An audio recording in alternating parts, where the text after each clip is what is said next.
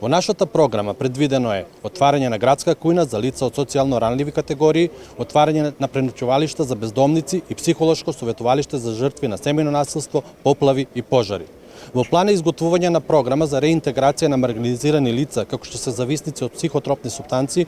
и шелтер за маргинализирани групи. Децата од социјално загрозени семејства ќе бидат вклучени во вон-наставни активности и неформално образование преку бесплатни курсеви, екскурзии, спортски активности и можност да учат и тренираат одреден спорт бесплатно.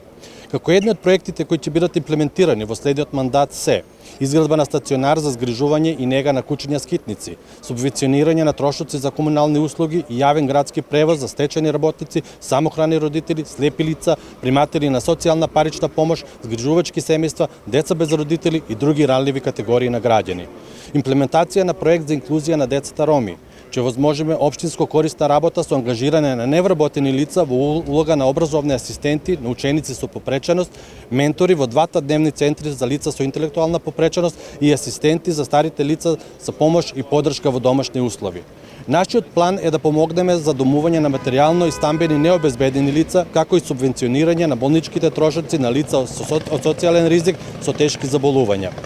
Исто така, една од мерките е еднократна парична помош или помош во натура за лица од социјален ризик, а продолжуваме и со постоечките активни мерки и проекти за социјална заштита.